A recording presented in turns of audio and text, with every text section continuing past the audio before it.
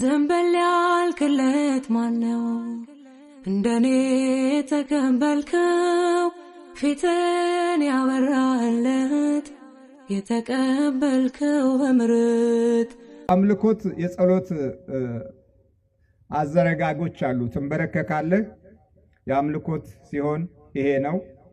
እንዴ ነው የምትዘረጋው? እንዴት ነው የምትዘረጋው? እንደዚህ ነው ወደ እግዚአብሔር ማለት ነው። ይሄ የአምልኮት ነው። ካህኑ አሐዱ አብ ቅዱስ አሐዱ ወልድ ቅዱስ አሐዱ ውእቱ መንፈስ ቅዱስ ብሎ እዛ የእግዚአብሔርን አንድነትንና ሶስትነትን በሚናገርበት ጊዜ እንዲህ ነው አሊያም እንደዚህ ነው። ይሄ ለአንተ እንገዛለን ነው። ሁለተኛ ሌላ ገዢ የለንም አንተ ነህ ማለት ነው። ይሄኛው ደግሞ ለአንተ ተማርከናል ማለት ነው። ስትንበረከክ የምታሳያቸው ነው። ይሄ ለአንተ ምን ብለናል? ተማርከናል ማለት ነው። ይሄ ደግሞ ካንተ እንቀበላለን ነው። ይሄኛው ወደፊት ነው ወደ ኋላ ነው? ወደፊት ነው። እንደዚህ ነው። ካንተ እንቀበላለን ካንተ ስጠን ነው። ይሄ ገንዘቡ ሲቸግርህ በረከት ስታጣ ምን ስትል አልባረክ ሲልህ የሰራው የነካው እምቢ ሲልህ ይሄው ካንተ እንቀበል ነው። አንተ ይሻላል ያንተ ስጠኝ ነጩም ይሰጠኛ ተመልሶ ይሄዳል። ግን አንተ እጄ የሚገባውን አንተ ባርከው ትላለህ። ከዚህ ደግሞ እንዲት አረግና አስራት ትሰጣለህ። ይሄ እንዲህ ዘርግተሃል አለ እሱ ይሰጣል። መንገድ አለው፣ መስጫ መንገድ አለው። ይሰጣል።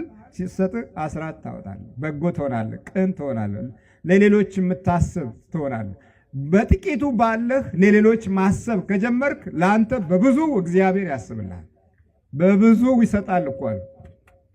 በብዙ ያቅበታል እኮ ደግሞ መስጠት ስፈልግ አንዱን አረመኔ እኮ ነው ለአንተ አሸክሞ እንዲሄድ የሚያደርገው። ቀላል እኮ ነው ለመስጠት ሲፈልግ።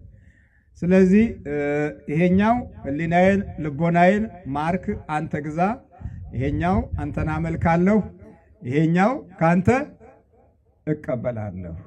ከዚህ በኋላ ከፍታህ ይጨምራል። እግዚአብሔር ያለውን ፍቅሩንና ጸጋውን ያበዛልሃል። ልብህንና አእምሮህን ህሊናህን ይባርክልሃል። በጉልበትህ ስትንበረከክበት ደግሞ በጉልበትህ ውስጥ የሚገቡ እንደፈለጉ የሚወስዱህ እንደፈለጉ የሚነዱህ ያቆማሉ። መጸለይ በአንደበትህ ስትጀምር እንደፈለገ የሚያጠጣህ እንደፈለገ የሚያቃዥህ ይቆማል። ለምን? በአፍ ጸለይክበታ። ከዛ የጸለይክበትን አፍ ይህንን ድራፍቱን ቢራውን ግባ ብትለው አይገባም። እውነቴን ነው። የሚበቃህም ብቻ ትጠጣለህ። አቁም ይልሃል። እዚች የሆነ ቦታ ላይ ማቆሚያ ያበጅልሃል። ያመሰገናችሁበትን አንደበት ክፉ ኃይል እንደፈለገው አያበላሸውም። ሌላው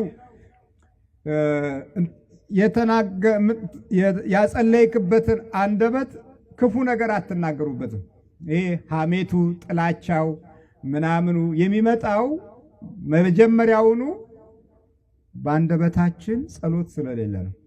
እየሰማችሁ ነው? ጸሎት ሲባል ደግሞ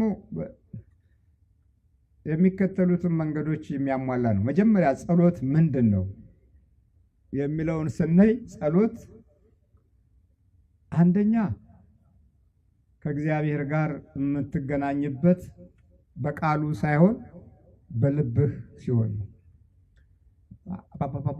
አባታችን በሰማይ የምትኖር ስምህ ይቀደስ፣ መንግስትህ ትምጣ፣ ፈቃድህ በሰማይ እንደሆነች እንዲሁም በምድር ትሁን። ይሄ ጸሎት አይደለም። ይሄ ቃል ነው። ዝም ብለህ እያወራህ ነው። ዜና እየተናገርክ ነው። ይሄ አይደለም። አሁን የዜናው ጸሎት ነው ያስቸገረን እኮ። ሰላም አላመጣ ያለው፣ ጽድቅን አላመጣ ያለው፣ ፍቅርን አላመጣ ያለው የዜና ጸሎት እየሆነብን ነው። የድምፅ ጸሎት ብቻ እየሆነ ነው። ከውስጥ አይደለም የሚወጣው። እስቲ ምላስ ላይ ብቻ እንደዚህ እንደ ሲም ካርዱ እንደ ሞባይሉ መልስ የሚሰጠው ሞባይል አለ። ብሯን ላጥ ታረግና የቀረህ ትንሽ ነው ትልሃለች። በቃ አንዴ ተሞልታለች። አንድ ጊዜ ስለተሞላች እንደዛ ነው። ስትቀበልህም ታንኪው ትልሃለች። መጨረሻ ላይ ግን ፈቃድ አሰጥህም። ምስጋናዋ ከበላች በኋላ ነው። ሌባ ናት እኮ። እውነቴን ነው የምላችሁ። እና እንዲህ አይነት ነው። እንደዛ መሆን የለበትም። የኛ እንደዚህ አንድ ጊዜ እንደተሞላ ሞባይል መሆን የለበትም። ከውስጣችን ነው መውጣት ያለበት። ከውስጥ በሚወጣበት ጊዜ ተንኮልም በራሱ ትንቁታላችሁ፣ ቆሻሻ ነው ትላላችሁ። ግፍን ትነቁታላችሁ፣ መጥፎ ጠባይን ትንቁታላችሁ፣ ርግማንን ትንቁታላችሁ፣ ሐሜትን ትነቁታላችሁ፣ ትችትን ትንቁታላችሁ። ከዛ በኋላ የእግዚአብሔር ከፍታ ከናንተ ኋላ ይመጣል፣ ከፊትም ይቀድማል። በዚህ ጊዜ በየትኛውም ቦታ ብትሄዱ የእግዚአብሔር ክብር የሚታይባችሁ ይሆናል። አሕዛቡ ራሱ ከናንተ ይማራል እንጂ እናንተ ከአሕዛብ አትማሩ። አሁን ከአሕዛብ እየተማርን ጉዳችን ፈላ። እነሱ ሲጨነቁ እንጨነቃለን፣ ሲያብዱ እናብዳለን፣ ሲጮሁ እንጮሃለን፣ ሲናደዱ እናደዳለን፣ ሲበሳጩ እንበሳጫለን። መንፈሳቸውን ወረስ ነው። መንፈሳቸው ከሕይወታችን ጋር ተስማማ፣ መታወክ የበዛብን ሆነን። ስለዚህ እንዲህ እንዳይሆን ጸሎት መጀመሪያ ከልቦና ውስጥ አብሮ መውጣት አለበት። ስትጸልየው አብሮት ይወጣል። ቀጥሎ ከአእምሮ ጋር ትስማማለህ። ቀጥሎ ከህሊና ጋር ትስማማለህ። እነዚህ ሶስቱ መስመሮች አንድ በሚሆኑበት ጊዜ እግዚአብሔር ካንተ እልፍኝ ውስጥ ሳይሆን ካንተ ልብ ውስጥ ነው ያለው። ከናንተ ጓዳ ውስጥ ሳይሆን ከናንተ ህሊና ውስጥ ይሆናል፣ በመንፈስ ቅዱስ ማለት ነው።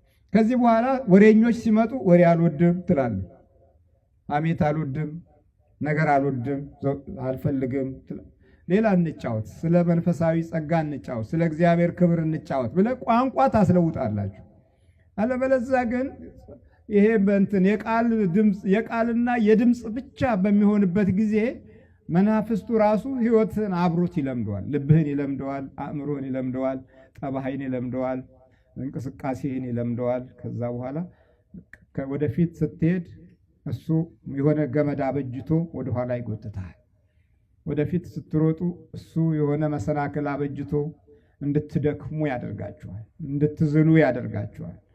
ለበረከት የምትዘጋጁበትን መንፈስ ከህይወታችሁ ያርቃል። እግዚአብሔር ማስተዋሉን ይስጠን።